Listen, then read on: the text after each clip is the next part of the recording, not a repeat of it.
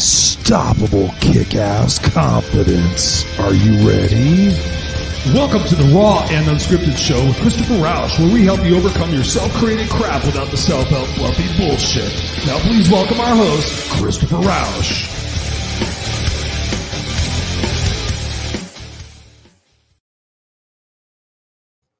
And please welcome Christopher Rausch. What's going on, boys and girls, ladies and gentlemen of the Kick-Ass Nation? It is I, Christopher Rausch, your No Excuses coach, here with another episode of the Raw and Unscripted Show, designed to help you move your perspectives forward, your trust, your honesty, everything else about your confidence forward. Ladies and gentlemen, it is I, Christopher Rausch, your No Excuses coach, and I'm excited to be here every single Tuesday night, 7 p.m. Pacific Standard Time, and we just have a great time rolling either with myself or with a guest, and just really designed to bring you the straightforward conversation that we need to have in order to raise our vibration and have a truly kick-ass life. In today's episode, we are going to be talking about something that's very timely, very, very timely, if you will. Something on my nose. Very, very timely. It's about relationships. But before we get started on that, just want to welcome you guys and appreciate you if you're new or if you're watching live or on the replay. As always, make sure that you know questions are always welcome. Questions are always welcome. We love the questions here on the Raw and Unscripted Show. And tonight, there is no guest. It is just myself, me, myself, and I, ladies and gentlemen. And we are excited to be here with you. One of the first things I want to just share with you guys know I am on the board of directors for Help Heal Humanity, helphealhumanity.org. If you guys are listening to this on the podcast. And one thing I would like to just bring to your attention right here, just for a second, is we are currently hiring some positions. These are volunteer positions for helphealhumanity.org. So I just want to show you this website. If you go to www.helphealhumanity.org, you will find this webpage, and it says, do you want to volunteer? If you go up here under Get Involved, you can see there's Get Involved, but then all the way down here, there is volunteer positions. So if you have some of these technical skills, we are currently looking for a treasurer. We are looking for a human resources director. We are looking for a marketing director. We are looking for a social media assistant, and we are looking for a grant writer, and I think one more, content writer. So if you have any of that experience, if you want to lend your expertise to us over here at helphealhumanity.org, we would love to have you. So again, go over there, check it out. If you're interested in that, or if you want to have a conversation with me, please let me know, and I'd be glad to help you out with that. Myself, Serena, Alex, the rest of the board members are excited. We're doing a lot of great things here in 2022 now that things are starting to open back up, and we truly want to help heal humanity. It's one of the biggest passions I have right now, is just taking the conversation that we are having here tonight on the broadcast and help you guys have better communications, better relationships with those in your life. You know, we're talking about relationships, we're talking about communication and whatnot. You can obviously understand that we have personal relationships, we have romantic relationships, we have friendships, we have relationships at work, we have relationships with people that in the customer service field, we have relationships everywhere. We have relationships with people who are online. And so the conversation I want to have tonight is really just to inspire you to kind of just consider, do some look inside where it is that you're coming from with your expectations and everything else with the relationships that you're having, and provide you some tools and some resources to be able to shift your perspectives about where it is in your relationship with yourself and those people that I just described, and hopefully be able to bring you some value that you can implement starting immediately to have more effective relationships, be able to be a little bit more happy and find inner peace with yourself in the conversations that you're having. So any questions that you have, please go ahead and put those in the comment section. Would love to answer those. We've got a couple of questions to be truthfully honest with you. I put out on social media over the last couple of days on Facebook, Instagram, and LinkedIn, asking people for their relationship challenges that I would like to come here on the show and answer those questions. And much to my surprise, at first I wasn't getting very many replies. And then in the last probably 2 hours, I got a bunch of replies. So I had to reformulate what it was that I was going to present on tonight. So please bear with me as I try to be as effective as I possibly can for everybody who's watching, whether live on the replay, to get the answers to those questions. So thank you guys for submitting those. I appreciate it. It helps me to be able to answer those live, and also to be able to provide value, because I know if you're asking that question, there's probably a ton of other people that are asking it as well. So thank you. I appreciate that. And one of the things I just want to get started off with is you might have seen me do this before, but it's really just to kind of set the foundational spot of where we're at in the conversation. And it really goes back to what is compromising our totality of our attitudes and our perspectives. So I just want to share this with you real quick. This is something I created way back when. And so if you notice this at the very bottom, this is called the conditioning process. So when you go and you look at the very bottom, the conditioning process is what we have gone through from the ages of 0 to 5, the conditioning process actually throughout our entire life. And you know that the conditioning process will lead to our beliefs. So you think about the different things that we went through in our childhood and all of our experiences. That conditioning process caused us to have this belief. So I believe that I'm worthy. I believe I'm not worthy. I believe I'm capable of love. I don't believe I'm capable of love. Whatever it is based on the conditioning process. So that's very important as we continue the conversation tonight to really understand that your conditioning process created your beliefs, and those beliefs create your attitude. And you guys know a lot that I talk about attitudes. I'm very passionate about that because our attitude is our perspective about what it is that we're going to do and how we feel. So if I have an attitude where I feel like everything is possible and I'm going to have the best relationships and I'm going to have the best success with my goals, guess what that's going to do? That attitude creates into my feelings, as you can see here on the chart. The attitude creates my feelings, and my feelings ultimately create my actions. So for the point of the conversation here tonight is I want you to really understand this, because as we're going through different facets of what it is that I'm going to be sharing with you, it all comes back into this, whether it's the other person, what they have experienced, or what it is that you've personally experienced. So a lot of what we're going to be talking about tonight is how we can look within ourselves and really kind of take a look at this and go back to our beliefs and what are our beliefs. And those beliefs are based on some truths that we gave to our childhood. We gave to those experiences. So I'm going to invite you to suspend some of those beliefs that are no longer working for you and start adopting some of the stuff that I'm going to be talking about tonight. So please reference this. I hope you guys got on here early. I know we've got some people watching right now. I hope they get to see this. I may show this again for people jumping in the middle of this broadcast, because it's super important. So again, the conditioning shapes our beliefs shapes our attitudes shape our feelings ultimately create our actions. Right? So if you have a belief that you're not worthy, then guess what? That creates your attitude, and your attitude goes out there and creates your feelings, which create your actions. So when you do that, it has a ripple effect, and other people will key in on that. I just want you to make sure that you really understand that as we go through the conversation. So I'll leave this one here just for a little while in case I need to reference it back again. Darlene in the house. What's up, Darlene? She says, hey, beautiful peeps. Thank you, Darlene, for being here from the Florida coast. Appreciate you. We got Barsha in the house. Barsha, what's up? I got 5 stars. Yay. 5 stars. Thank you, Barsha. Who else is out there? What's going on, ladies and gentlemen? So, yeah, like I said, I got a lot of feedback, a lot of questions based on relationships. So I'm going to do my very best to answer those. But what I want to do first is kind of just get into some nuts and bolts. So actually, for the first time, I don't know if this might be the first time, but I actually had to take some notes and kind of structure this. So it's a little bit raw and unscripted, but it is also a little planned based on the fact that I did get these questions. So appreciate you guys. Randy's in the house. He says, what's up, brother? What's up, brother? Great to have you here, Randy. Appreciate you. Kelly's in the house. What's up, Kelly? Riley says, hey there. Glad you can make it. Appreciate you, darling. Thank you. And Jacqueline's in the house. Kick ass Jacqueline. She says, if you want to change, you must walk through the fire. It is all in your mindset. Yes. Ladies and gentlemen, that's it for the show. Jacqueline just said it all. So yes. Thank you guys for being here. So in looking at this and some of the notes that I had, for me, relationships and communication were something that I had to really focus on in my life. You guys have heard me talk about my mom. My mom was not the best people person. She was massively intelligent, book smart, but people smart. She was stupid as the day is long. So for me to be successful and for me actually to be sitting in front of this camera, I've had to do a lot of inner work on myself to be able to have effective relationships, because I grew up with a parent who showed me that you don't give a shit about anybody else. You argue and you fight until the end to make sure that you're right. You don't give a shit about what people think. You don't give a shit about what people do or anything else. You're just basically a mean person. And that's what I grew up with. I saw my mom get fired from every job that she ever had. I saw her lose every relationship she ever had. I saw her push away my sister. She nearly pushed me away, but because I am very loyal and stubborn, I decided to stay with that situation, which is the book that I'm writing right now, talking about that experience. But for me, I really had to focus on what successful people did in their lives to have effective relationships. So I consider myself an expert.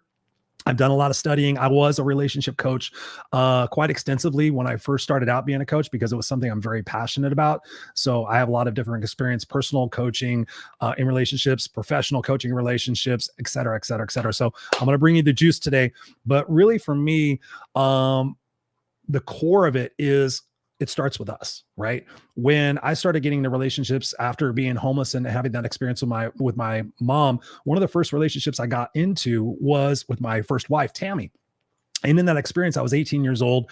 Had dated a couple of girls, but really seriously, Tammy was my first person that I truly loved and was in a serious committed relationship with. And there's a couple of aspects from that relationship that I want to key in on tonight that actually will help quite a few of the questions that were sent to me tonight. So I just want to share that with you. But one of the things that I found in that particular relationship is I lost myself. I was barely finding myself after being homeless and having all those different experiences, leaving my mom in that situation. 17 years old, and I get out of that situation and I meet this woman, and she is, on the other side of the track. She's got, a great family, upper middle class, got a school, excellent parents and everything else. And then there's me. And so the poor girl had to deal with the fact that I didn't have self-love. I didn't have trust in myself. I didn't trust anybody else. And thankfully for her, she was such an amazing soul that she taught me how to love myself. She taught me how to be in love. And it was such a great experience. But one of the aspects of that relationship that I want to key in on tonight that people brought up was I lost myself in that process. So I barely was starting to discover who I was, especially at 17, 18 years old. Then you go ahead and get married. And that just convoluted everything, because for me, I wanted nothing but love. And to find Tammy, she was so gracious and she was so generous. I just thought I found the best person in the absolute world. So me being a people pleaser, I did everything I possibly could to make her happy. And so as a result, I sacrificed a lot of what made me happy. I sacrificed a lot of that because I didn't want to complain. I was very grateful for so many different things. But as things were happening, I found myself being more and more quiet and more resentful and more frustrated. And guess what? That leads to bad relationships. So one of the aspects of that, again, is losing myself. And somebody had sent in a question. Let me see. Did I write that one down? What happens when you feel like you're losing your identity in a relationship? So that really what it was. And unfortunately, I didn't realize that until I left the marriage. We were married for about 5 years. And after I left the marriage, in that quiet desperation and everything, I found myself just like stuck. I didn't know who I was. It was always Chris and Tammy. I'm like, who am I? I lost my sense of humor because when I was funny, she thought it was stupid. And so for that first year after that relationship, I really had to go back and reset the foundation of who Christopher was, what my beliefs were, what my truths were, what it is that I really wanted out of a relationship, and really did the work on myself. I had never truly had healed myself. So that's the first basis of the conversation tonight. Do you love yourself? Yes or no? I want you to answer that question. Do you love yourself? Yes or no? And the reason why I asked that question is over the last couple of years during COVID, I started giving out these complimentary coaching sessions, just to keep people elevated and keep their spirits up and help them solve one of their problems that they had going on. And in those conversations, in those Zoom calls, I started seeing a pattern on the screen. And so people were frustrated about different things, of course, relationships being one of them, especially what was going on, the divisiveness and everything. And so I started seeing this pattern. So I started asking people, I'm like, do you love yourself? Yes or no? And I quite honestly, I figured that most people were going to go, hell yeah, Chris, what kind of fucking question is that? Of course I love myself. But here's a surprising thing. People are like, yeah, for the most part, or, oh, wow, I really thought about that. Or no, I don't. I guess I don't. And we had some great conversations during that. But that's first and foremost, ladies and gentlemen, if you want to have effective relationships, you got to love yourself. Right? If you're walking into a relationship and you're hoping, wishing, and praying that somebody else is going to go complete a part of you that's missing or complete a part of you that's suffering or anything else, you're setting yourself for disappointment and frustration. So the first part of that is self-love. Do you love yourself? Yes or no? And then what are your expectations of a particular relationship? Most often when times we get into it, it's exciting and it's thrilling and it's everything else, but then it starts to wear off. And what we're ultimately left with is, what was my expectation out of this? Oh, my expectation that it was going to be perfect. My expectation that it wasn't going to have any problems, or my expectation was it was going to have some problems, but I didn't address what those potential problems were. So one of the first and foremost things you can do is really identify what your expectations are before you even get into a relationship. What is it that you're expecting? And for me, once I got out of that marriage, that was an important aspect of what it is that I did before I went into any other relationships. What are my expectations with this person? This person is a single mom of 2. Okay. Do I expect that person to have all the free time in the world? No. Am I going to be disappointed if I can't have time with her because she has, to take care of her kids? Well, if I didn't set that expectation, if I didn't really have that conversation with myself, yeah, I might be butthurt. I'm like, wow, she's always spending time with her kids. She doesn't make any time for me. You hear people say that all the time. What were your expectations? And then the second aspect of that, were they realistic? Were they realistic? The third part of that is, did you communicate them with the other person? So if you get nothing else out of this conversation tonight, ladies and gentlemen, whether it's a work relationship, a friendship, an intimate relationship, whatever type of relationship it is, understand what it is that you expect out of that individual. Understand what it is you expect out of yourself. Communicate those. And then here's the other more important part. If your expectations aren't being met, check in with that person and make sure. I'll tell you another story. In my current relationship with my wife, we started having difficulties. We've been together for 20 years and we've had challenges over off and on throughout the years. I'm not going to lie. And there was this one point where I was really deep into expectations. I was doing some expectations work at my work. And I thought, and it was really effective. So I thought, I'm going to do this with her. So I took her out to dinner and I said, what are your expectations for me? We've never really talked about this. What are your expectations for me? Because I know you're frustrated. So let's talk about that. And let's talk about if they're realistic. And let's talk about what I can do to fulfill those expectations if it's possible. And so I remember we sat at the spaghetti factory and I listed out 8 expectations. And I said, okay, here's my promise. Here's my commitment to you is that I'm going to go back and I'm going to work on these. I'm going to really try to be effective at giving you more attention and doing all these different things that she put down on the expectations list. And guess what started to happen? We started having more conversations. She started feeling happier. She started responding differently. I started feeling better. It's all a ripple effect, ladies and gentlemen. And here's the other aspect about that. I thought that she was doing things on purpose to frustrate me. But the deal was, it was in reaction to the things that I was doing that were upsetting her, but she wasn't telling me about it. And I'm going to show you a book in a second that's going to help you with that as well when I get to the book section of this presentation. So yes, so expectations are massive, communicating them, being realistic. And then what we did as we went on in the relationship is I would check in with her. How am I doing in this expectation? How am I doing? Well, you could do better with this, or maybe if you tried this. And in some situations, I'm okay, you're kind of expecting more out of me. You're kind of comparing me to something you're seeing in a movie. You're kind of comparing me to what your friend's boyfriend or husband is. I'm not that individual. So to be able to have those conversations and be honest and open and vulnerable is paramount if you want to have effective relationships. And so many times I see the fact that people aren't honest. When people tell me they're frustrated today, even with the people that I was conversating with about this, I'm like, have you communicated that honestly to your partner? No, Chris, I need to, but they always get resentful and they always get reactionary and they always get this. So I just don't ever want to do it. And then my next question is, okay, what do you expect to change that's going to not frustrate you anymore? Well, I know what you're saying, but, and I'm like, okay, we'll continue to run around in circles, hoping, wishing, and praying that something's going to change. You got to have those vulnerable conversations. You got to be open and honest. So expectations are super huge, because if you don't, then what are you doing? If you don't purposely spell it out, then you have an assumption. Oh, you should have known to do that. How many times have we heard that? Well, I thought you knew. You should have known. I had a situation like that too in my relationship with her. She was frustrated one time. She came back from a business trip and I was really surprised that she was frustrated, but she's like, I expected you to do this and I expected this. And I was like, okay, did not know anything like that. I did all these other things to make sure you were happy when you got home, but I didn't know that. So here, let me explain something to you moving forward. And I was very explicit about this. I'm like, just because I seem to know a lot of things about a lot of other things, one of the things I will tell you is I will see the things that people don't see, but I will miss the shit that's right in front of me. God's honest truth. And I told her that. I said, so if you expect something from me, what I would like from you is to be able to say, hey, you know what? When I come back from a business trip and I'm sitting in traffic, it would be really nice. It would make me feel so special if you met me out in the driveway with a glass of wine and had a bath ready for me. God, that would make me feel so special. And so I told her that. I said, let me know those things. Don't just say you should know. And she's like, well, in some respects you should know. And I'm like, okay, how does that work out for you? If I don't know and you think I should know, who's going to be the frustrated one? You are. And then I'm going to be the frustrated one because I'm not going to feel like I'm doing enough to make you happy. So that cyclical thing is going to be that response situation, the reaction versus the responding, that's going to get us into trouble. So make sure that you're not doing that. Make sure you're not making those assumptions and that you're just actively, honestly communicating openly and vulnerably.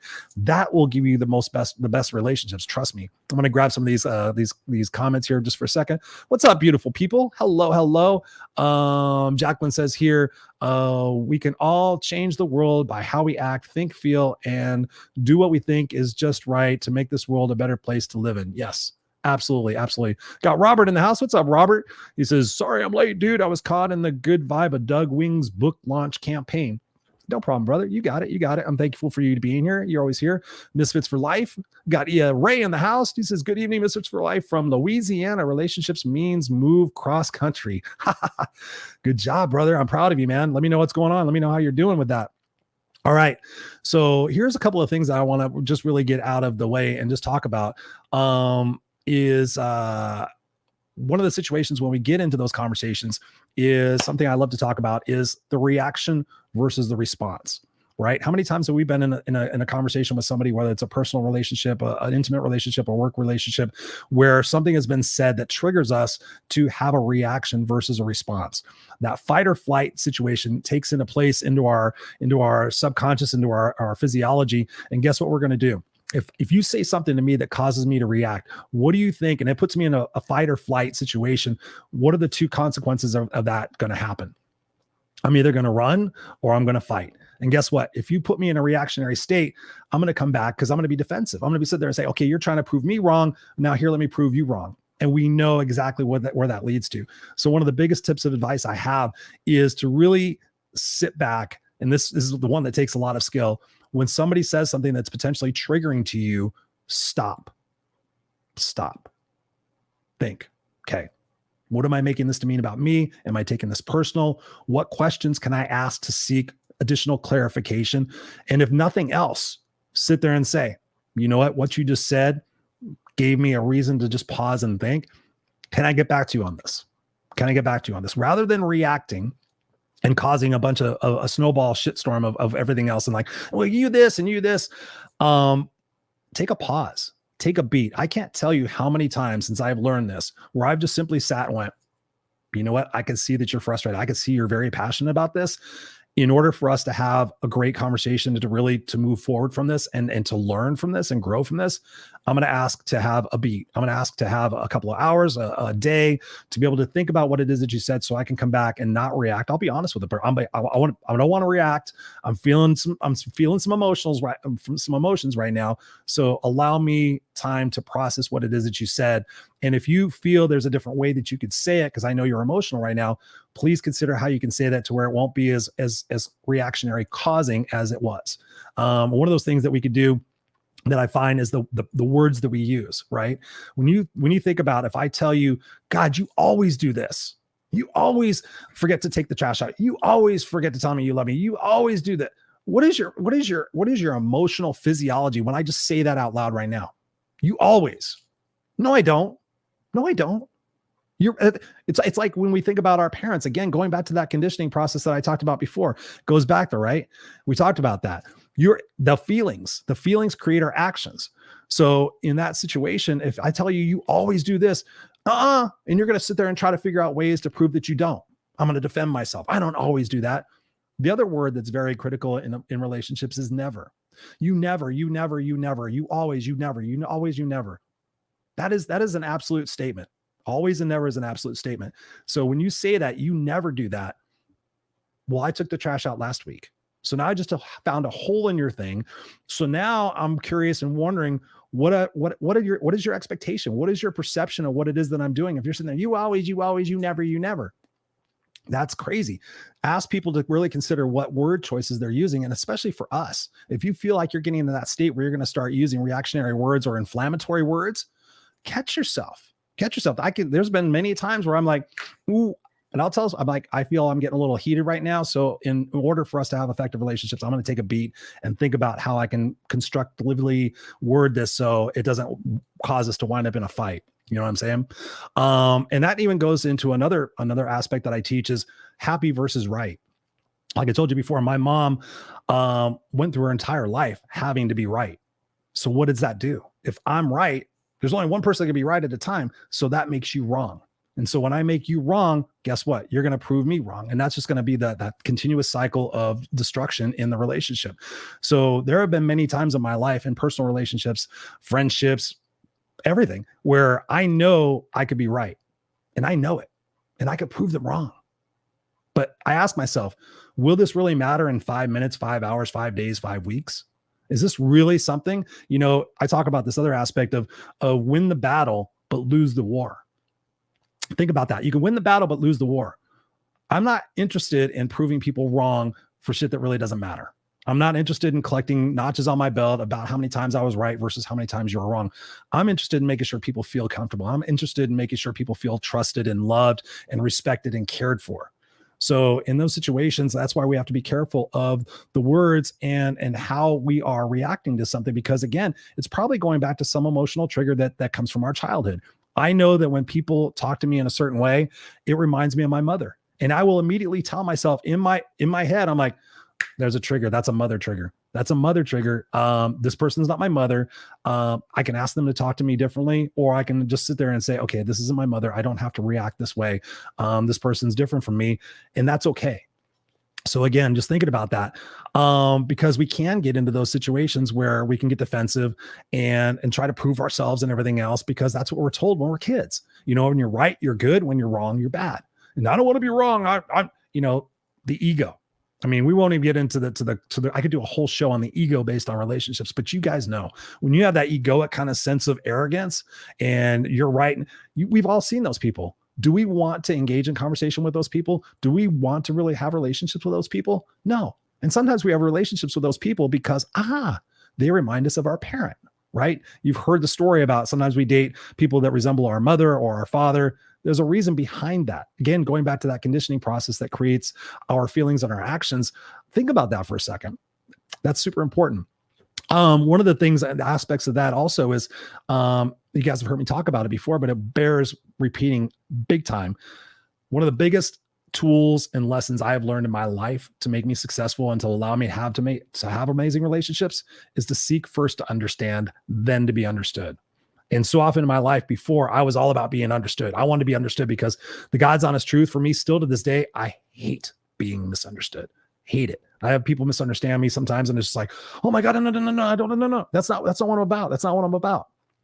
You got to seek first to understand. Stephen Covey talks about in his book, 7 Habits of Highly Effective People. That alone, just being able to understand, like if I'm feeling some snarkiness from somebody, I will reach out. Hey, I get an impression that you're not feeling so good. Is there something that I've done that potentially could be causing this way that you're feeling? Can you please talk to me and tell me honestly what's going on? Seek first to understand, where is this coming from? You know, think about the questions that you can ask. Tell me more about that. Tell me more about that. Instead of just responding or reacting, hey, tell me more about that. Where did this originate? Where did these beliefs originate from? And I keep asking those questions rather than giving my version or responding or anything else. I want to know as much information from that person, where it is that they're coming from and where it is this is triggered from, so I can better understand the root of where it is they're coming from. Because so oftentimes we're dealing with the symptom. We're dealing with this fluffy shit up top. Let's get to the root. Where's the root? And again, most of it will come from conditioning process that people will tell you about. You know, as a teacher, it was this, it was that, it was a first boyfriend, it was a friend, whatever it was, they'll be able to go back and tell you where that originated from. And then when you get really good, you can ask them, so what would happen if you shifted your perspective about that relationship, about that triggering event? What would happen if you shifted your perspective about that in the way that you deal with people now? Ooh, yeah. Ask people that. Ask people that. What would it feel like? What would it feel like if you no longer blamed your parents for all the bad relationships that you had? What would happen? What would happen if you started accepting responsibility? What would happen if you shifted your perspective now to realize that everything happened in life before was happening for you to teach you the lessons to get you to the spot where you're at today? What about that? Grab some comments here before I go on. Let's see. Kelly says, sometimes that's hard to do. You know what? Sometimes it really is, but guess what? It's worth it. It's worth it. It's sometimes hard. Things are hard. Things are challenging. Yes, of course they are. But on the other side of that, when you deal with it, when you get to the root, it's worth it. You know, even to the point, just to be so bold as to say this, if you get to a situation in a relationship where you're so frustrated, but you're not being honest, you got to look in the mirror and ask yourself why you're doing that to yourself. And you have to ask yourself, what would be the worst thing that would happen if I just called a spade and just said, hey, here's what's happening. Here's what's going on. Yeah. The person may say, fuck off and die. You know, I don't want to have a relationship with you anymore. Guess what? You have your answer.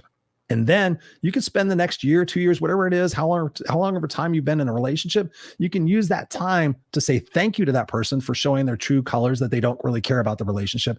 And that time you can work on yourself as you grow and as you learn to love yourself and have worthiness and everything else, the next relationship that you have can be so much better. But so oftentimes we don't tell the truth. We're not honest with ourselves, and we hope, wish, and pray that the other person's going to somehow get it and then make us happy and do all the things that we want them to do. It's not going to happen. You got to be honest. And the first part of being honest is being honest with yourself. Being honest with yourself. So many times when I was coaching in relationships big time, and I still do it to this day, people weren't being honest. I'm like, tell me on a scale of 1 to 10, how sure you are this relationship is the one that you want. 6, 7. Okay. Then why are you still here? Why are you still here? Time is so short. Here's the thing, ladies and gentlemen, if you're hoping, wishing, and praying that somebody's going to change and make you happy and fill a void that you have going on in yourself, you're headed for heartbreak. You're headed for disappointment. You're headed for complacency. You're headed for mediocrity. You're headed for regret, right? I've had, not boasting and not being a slut or anything, I've had a lot of relationships. I've had 3 or 4 very serious relationships in my life, but I'm very blessed to be able to say that in those relationships that I had that were maybe for a couple of months or 6 months or whatever it was, when I got honest with myself and realized that that person was not going to be the person for me, I was honest. I was honest and say, hey, you know what? Listen, I love you. I think you're a great person. We have a lot of good times together, but I just don't feel like this is going to be a permanent thing. And yeah, it sucks and it hurts and it's hard and they cry and life goes on. I could tell you about 3 different experiences where I did that and the person came back and thanked me. They were totally in love with me.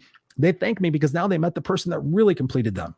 Just because I was a good guy and I was a nice guy and fun and all this other stuff, that doesn't make me the ideal person for a long-term relationship, right? So when you think about what Kelly says, sometimes it's hard to do, but God, it's worth it.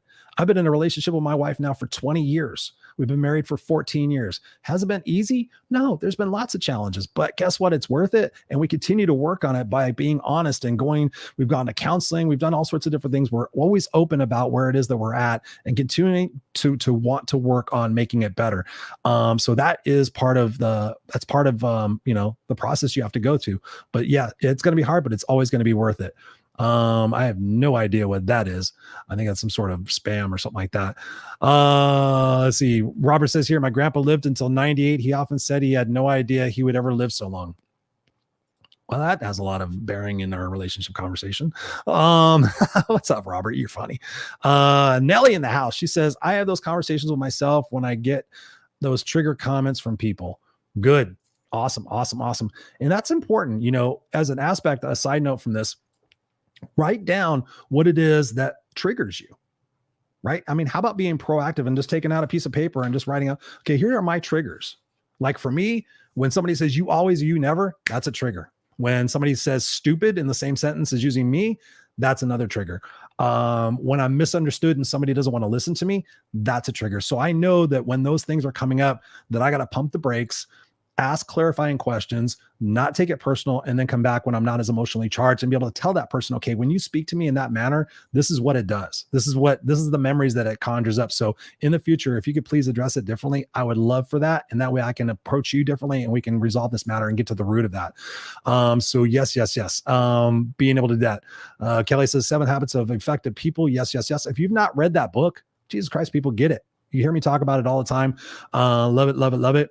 Jock in the house. He says, what have I missed? What have you missed? Well, you missed 33 minutes of brilliance. It's all right, Jock. You're awesome. Thank you for being here. Ray says here, compromise is essential in any relationship. Yes. You got to compromise. You got to have, you got to make sure the compromise is healthy and it's even. Sometimes I hear people saying we compromise. And I'm like, okay, tell me about the things you compromised. And they'll tell me 17 things. And I'm like, tell me what the other person compromised. These 3 things. And then they try to defend that other person when their needs aren't being fulfilled. So you got to stop doing that stuff. Guys, you got to be able to have the sense of confidence. This is what I teach, the sense of the self-confidence, to be able to call out what needs to be called out, have those conversations, be honest, be vulnerable, but also stand your ground and say, hey, this is really important to me. This is what makes me feel whole and complete. This is what I need. This is the thing I need you to address and work on. Otherwise, we're going to have other conversations. You got to deal with it. You got to deal with it straight on, because I see so many people hoping, wishing, and praying that it's going to change, and it doesn't. And then there's always all sorts of excuses. Well, maybe when this happens, when the kids are out of the house and this, No. If you're not happy, you truly know in your heart of hearts where it is that you're coming from, and even personal friendships as well. We haven't really touched on that, but I've got friends that I've known for over 30 years, and we've changed. And it's okay. It's not like I don't like the person anymore, but we've changed. And I firmly believe, and you guys heard me talk about this, that people come into your life for a reason, a season, or a lifetime. A reason, a season, or a lifetime. So when people are coming to your life, ask yourself, what is this person supposed to be teaching me? What am I supposed to learn from this? And then how can I use this to move on to have more effective relationships or be a better person myself? Right. That is super important. Jock says you need to balance yourself in your relationships. Absolutely. That's one thing that I learned, going back to what we talked about in the beginning of the show. When I lost my identity in the relationships after that, I really made it a point to identify what I wanted in a person. Right. I actually did this exercise where I wrote down what the person looked like, what their interests were. But more importantly, the big thing for me is freedom. I want freedom. I don't want somebody who's clingy. I don't want people asking me where it is that I'm going all the time. I don't want somebody to spend all their time with me. I don't want to go shopping with people. I want to spend time, but I also really, truly, in my heart of hearts, believe you got to have separate lives. Out of being married that first time, Chris and Tammy, I couldn't go anywhere. She didn't trust me. She was insecure. We were young, not that she's a bad person, but there was just a lot of different things. So I just didn't do anything that made me me. And so my intention from every relationship moving forward is to say, okay, here are the most important aspects of what's important to me. And so I made sure that I did that. And now I'm in an awesome relationship where I get that freedom. Darlene says, you broke their hearts. I didn't break their hearts necessarily. I may have broke it at the time, but now their hearts are healed. And I know one of them, especially, she's married and super awesome and loves it. We're still friends. But yeah, it's all worth it. Robert says here, those were some tough conversations. Absolutely, but they're worth it. Jock says, hey, Robert, I hope you're doing well this evening. I missed that one. Kelly says, this is great advice, Chris. Well, you're very welcome. Thank you. We're not even done yet. I got to speak faster because I want to get some more stuff in here. But anyway, one of the things when I'm thinking about challenging conversations and challenging relationships, for me, especially in the workplace, I found, and this actually works in personal relationships as well, but in the workplace, this helped for me a lot, was dealing with my boss. I had one of my bosses when I was in corporate. He was new. He had a different perspective on things, a different, again, going back to the conditioning, right? Going back to this thing we talked about in the beginning, he had a different attitude and different feelings and different actions about how leadership should be, how things should be ran, came from a different school of things. So for me, it was very frustrating because I had already been there, already had set routines, and this guy was coming in there and moving my cheese, but the way he was doing it was pissing me off, just to be blunt. So one of the actions that I started implementing in my life, and I've talked about how important this is in other areas, but I started visualizing my conversations with him before I started having them. So if I was going to go in and have my monthly meeting with him, I would take 10, 15 minutes and just periodically just kind of go back through my mind and just see myself. Okay, I'm in his office. I'm feeling comfortable. I know he's going to come across with this attitude and these pointed questions. So here I can see myself being calm. I can see myself saying, oh, hey, David, that's a great way. I can just see that. And so I would rehearse in my mind having those conversations so that when I was in his office, it felt like it already happened. And it kind of gave me that pause, like, oh, yep, here he goes with that. Okay, this is where I remember. I'm going to take a breath. Then I'm going to be able to say, you know what, that's a great question. Let me get back to you on that. If it's something that's controversial or something I didn't know, or he was trying to put me on the pin for something, then I would see that. So I've done that a few times in my personal relationships as well. But when you do that, your body doesn't know real reality from perceived reality. So when you think about having a bad dream, when you wake up from a bad dream, your body physically feels like you have been there, right? I've had dreams where I'm falling and I wake up and I'm like, oh my God. And you think that you already did it. You think that you did, your body does, but it doesn't know the difference because it's what was created in your mind.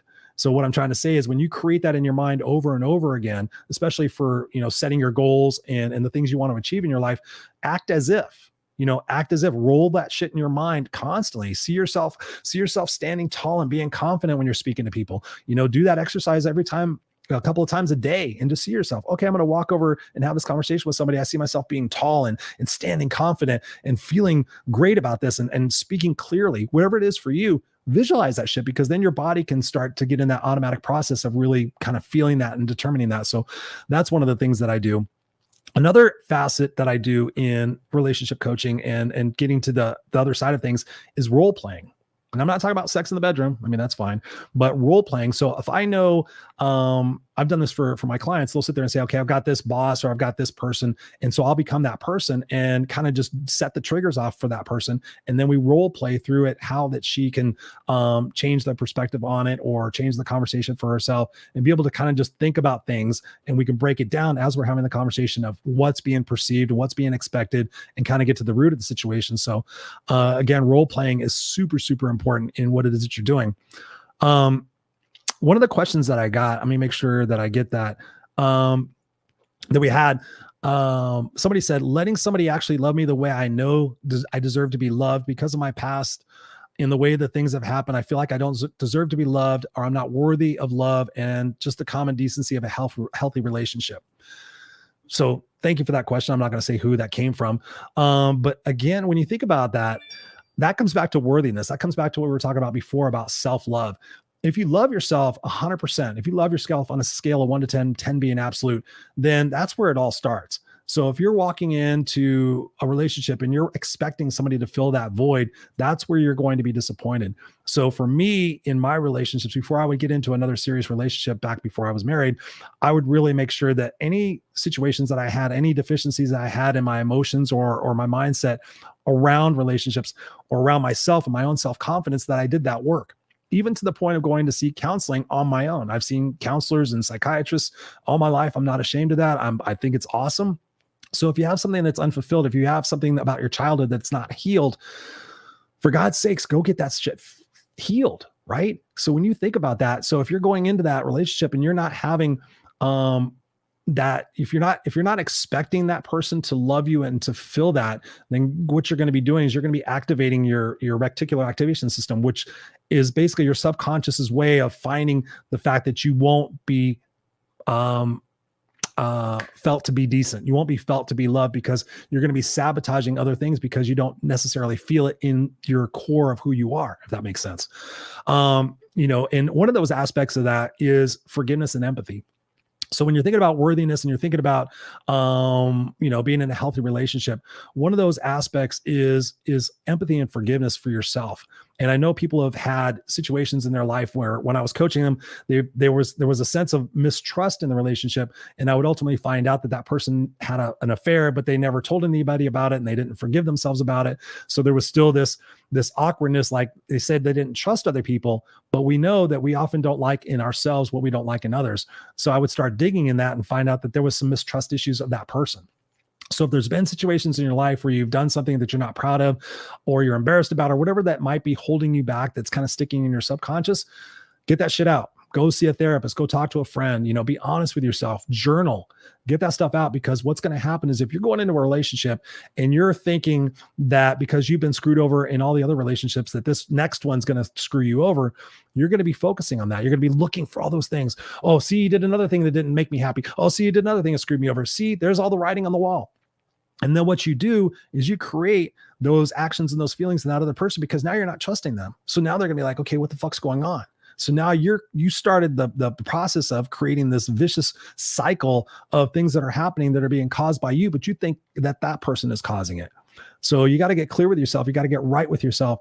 Apologize, have empathy, have forgiveness. If there's been in a relationship that you fucked somebody over, get on the horn and apologize to them. And here's the other thing about apologies I want to make very clear tonight. This is one thing I definitely want to make clear. Just to say, oh, I'm sorry is nothing. Who was it? Randy Pausch. Almost sounds like Roush. Randy Pausch. He did something that was really awesome. It was called The Last Lecture. If you've never heard of it, if you haven't read the book, you haven't seen the video, go Google The Last Lecture by Randy Pausch. And in that, he talks about the apology, and he says there's 3 parts to an apology. I'm sorry. It was my fault. And the most important part, what can I do to make it better? When you think about the times you've apologized in your life, what have you done? Oh, hey, I'm sorry I did that. I promise I won't do it again. Okay, let's see if you're not going to do it again. But when you sit there and you really take to heart an apology and you're heartfelt and you mean it and you say that and then you act upon that and you provide validation, that healing in your body and that healing in your heart is going to help you trust other relationships. For me, when I sit there and I see people doing this, they're like, well, I'm never going to trust anybody again. Then they sit there and they'll fold their arms. I'm not going to trust anybody again. I'm like, do you expect to ever have a healthy relationship? Well, yeah, I mean, I'm just saying. And I'm like, well, then you're not. You're not. If you're sitting there, you're holding other people accountable and responsible for shit that happened in the past. You're opening the door for sabotaging yourself and your happiness. You're opening the door to prove that person wrong or right in whatever perspectives that you're having about that. So really think about that empathy and forgiveness aspect for yourself, because self-love is the first love. And if you're not happy, if you're not jiving, if you don't feel like you look great and do, then focus on yourself. That's the thing I really want to get across tonight. There's so many people out there right now, hurt people. We got divisiveness and finger pointing and bitching and all this other stuff. Heal with what's within, and go get therapy. Go get yourself treated to make sure that you're dealing with that. It's powerful stuff, ladies and gentlemen. It really is. So I hope I answered that question for you, as far as, feeling loved and deserved. It starts, do you love yourself? Yes or no? And I can promise you there's probably some areas in there that you could love yourself better, forgive yourself for things, and kind of work through that stuff. So whatever I could do in particular with that particular question, hit me up and I'm glad to help you on that. Let's see, what are we doing on time? Oh, geez.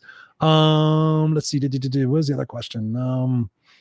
Yeah. I mean, and speaking about that, as far as, potentially sabotaging a future relationship, one of the aspects of it that I really want to focus on, I kind of said it before, is your energy flows where your focus goes. So again, if you're looking for stuff that's going to be wrong, you're going to find it. And if you're looking for stuff that's great, then you're going to find it. So my intention for you is to make sure that you're looking for the right things and that you're having those open and honest conversations, because if you're not, then you're lying to yourself. And if you're lying to yourself, you're lying to the other person. If there's lying and distrust, whether it's spoken or unspoken, your body and your physiology are going to feel it, and it's going to ripple out into the other relationships that you're having, because you're going to be secretly desperate. I don't know another way to say it. I have so many things that are trying to get across in my brain right now. So what's Kelly saying here? She goes, shoot, I've got to go. Oh, this is really good. Thought-provoking stuff. I hope I can watch the rest later. Thank you so much, Chris. You are very much appreciated. Absolutely, Kelly. You got it. The replays live forever. They're always on YouTube. You guys can always go check them out. So thank you, Kelly, for being here. What do I want to get across in the last bit of time? Yeah. The other aspect is hearing versus listening. This is a big thing that I see in relationships. I see what's called selective hearing disorder, and I see it a lot lately. And this is probably one of the big last points that I want to get across, is when people are talking, first and foremost, don't interrupt people. I mean, me as a host, sometimes I have to interrupt people, and it bugs the shit out of me because I hate interrupting people.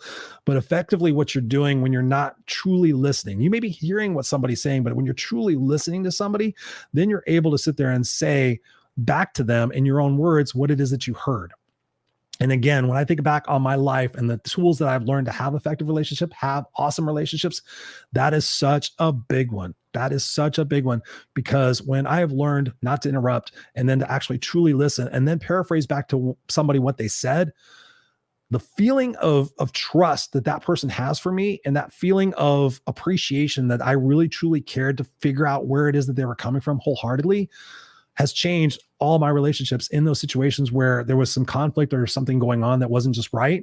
And going that deeper issue to be able to say, hey, listen, here's what I understand you to be saying.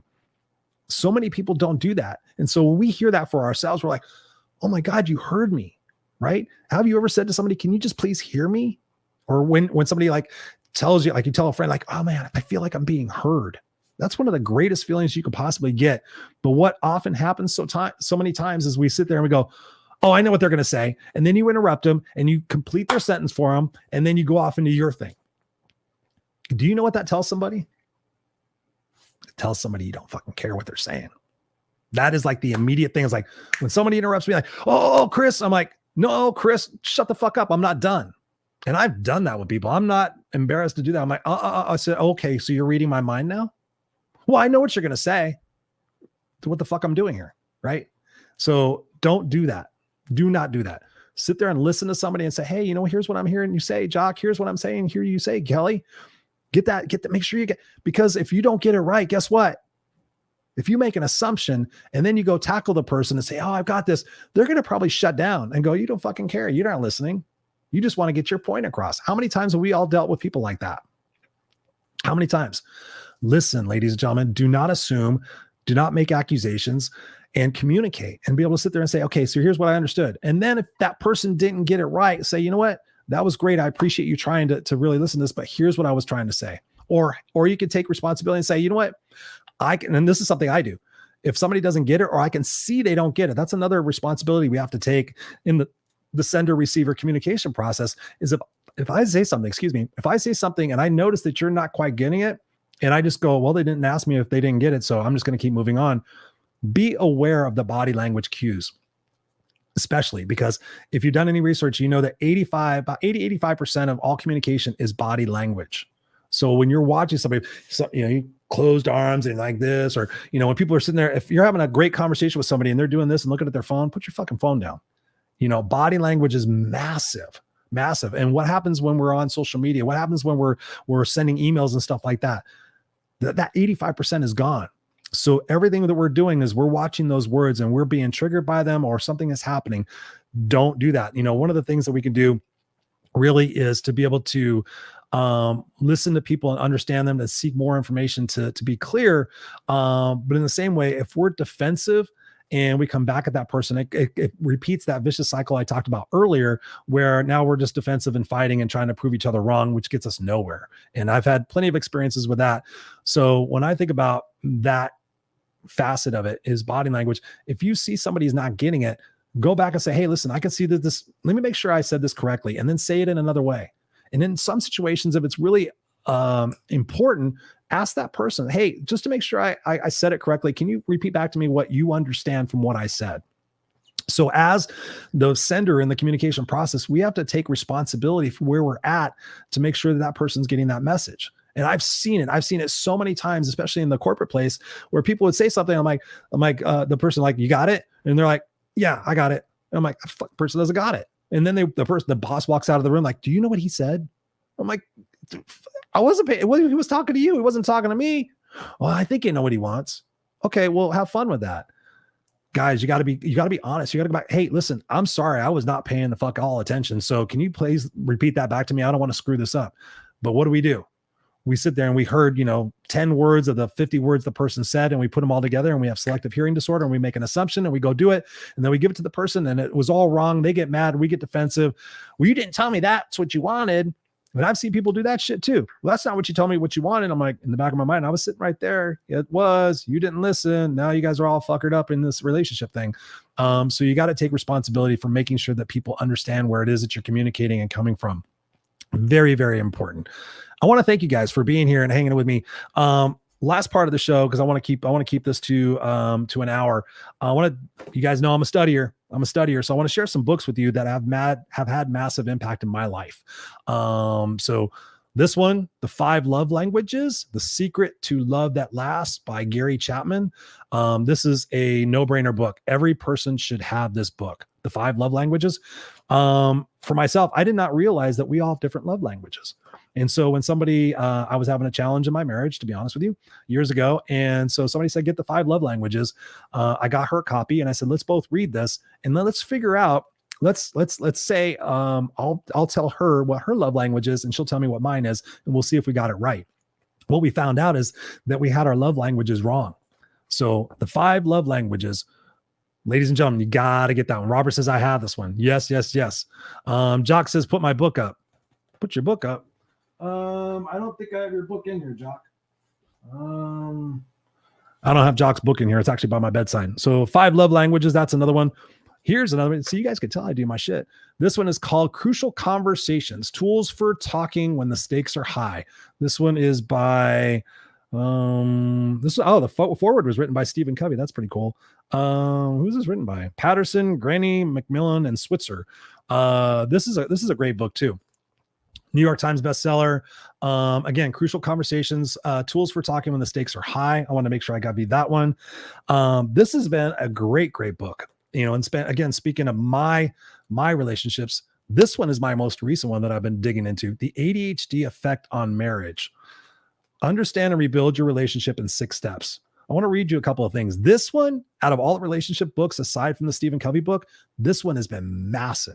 Because my wife and I love each other and we're rooted in doing everything right. But Found out, I mean, I've been diagnosed with ADHD for years. I mean, we call it ADHD on crack. I mean, I'm spun like all sorts of tomorrow. But here's the thing we found out. My wife has it too. She has a different version or a form of it. But once I found that out, I got this book. I found out there's a blog online. It was like ADHD in marriage or something like that. But here's one of the things I wanted to read to you. Because it really clearly explained and showed us where the holes are missing in our relationship based on ADHD. It's not that we're doing things intentionally. It's just how we are wired. So this one says here, on the emotional side of things, adults with ADHD have often spent their lives being critiqued by others. Even if it's well meant, you could have done so much better if you'd only try harder. From a teacher, parent, or a friend really stings. If you know how hard you're already working, so to manage the distraction, organization, planning, and impulsivity. Over the course of many years, regular comments on ADHD underperformance lead to a hypersensitivity to criticism. A hypersensitivity to criticism. So I'm ADHD. So when my wife does things and says certain things, I'm hypersensitive. It's not, and so we realize that that's part of the situation. And there's a great book out there by Dr. Gabor Mate, the ADHD effect or something like that. If you want that book, I'll send you the link to it. Amazing book, just understanding how you are and where ADHD really comes from. I thought it was a physiology thing, but no, it's a mindset thing. Really, I won't go into it right now, but I'll save you that. I just want to read you a couple more things because this book has been it's my new baby. Let's see, talking about shame. Shame often triggers anger and defensiveness, which can shut down what ought to be a straightforward conversation before it even begun.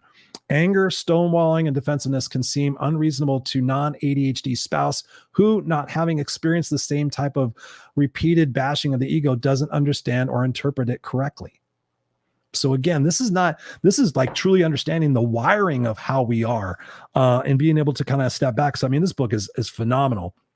The other thing I wanted to share with you out of this, it says here, it's based on something else that was being said, but it says Dan's distractibility was not in and itself a destructive characteristics. It was the combination of Dan's symptom and Maria's specific interpretation of that symptom that amplified the issue so that it became part of a larger symptom response process cycle of problems. Boom, boom, boom, boom, bam. This book is phenomenal. The new book I'm reading, because I'm continuing always about learning about relationships, conversations, and whatnot. I just got this one the other day. Cues. Master the secret language of charismatic communication, small signals, incredible impact. I watched this lady being interviewed on the Tom Bilyeu show last week.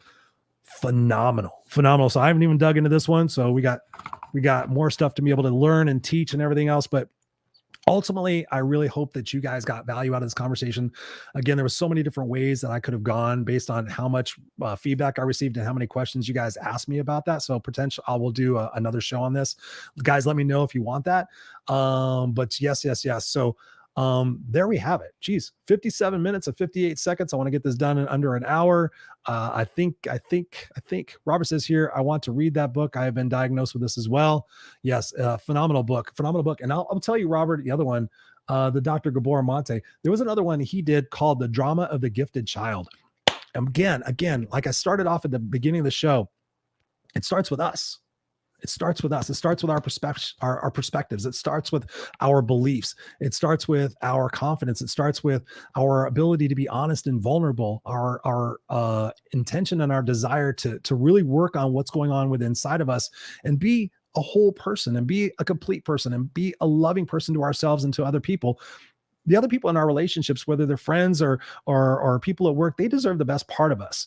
And when you think about the relationships that you have and you think about the things that you focus most of your time on, are you focusing on growing, expanding, and learning and nurturing those relationships, or are you taking them for granted?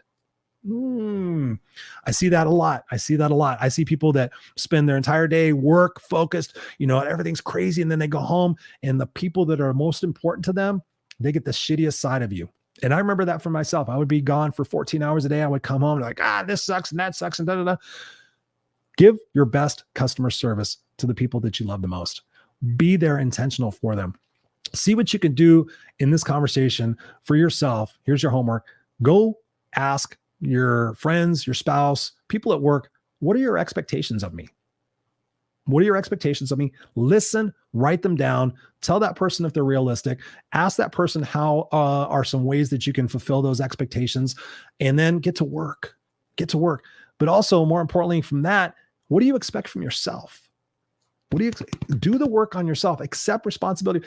I wouldn't be sitting here today if I have not done the work, continue to do the work, have read thousands of books and hours of online classes and my master's degree and coaching and psychiatrists and therapists.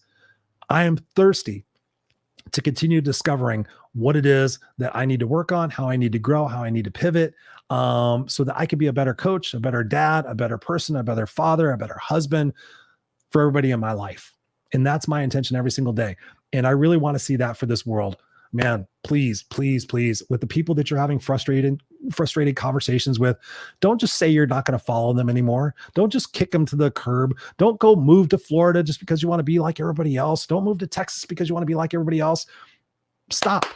If you don't understand something or you don't agree with somebody, ask them, tell me more about that. I'm having those conversations online now. I see people posting stupid shit. I'm like, the gas prices. I'm like, so tell me more about that. What would you like to see happen for us to overnight drop those gas prices? What would you like to see?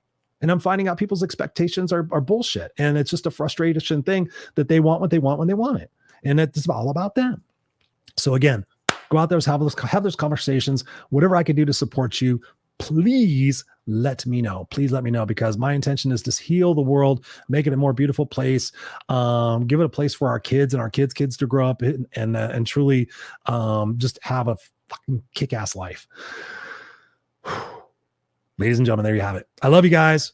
Stay kick-ass unstoppable. I appreciate you. I love you. Darlene says, good night, guys. Hate leaving a good time. Appreciate you, Darlene. You are awesome. Robert says here, you are the top 10, Christopher. Thank you so much, Robert. I appreciate you guys. And yeah, I love you guys. We'll see you here next Tuesday, 7 p.m. Pacific Standard Time. Your place for raw and unscripted conversations with myself, Christopher Rausch, your No Excuses coach. I love you guys. Peace. Stay classy.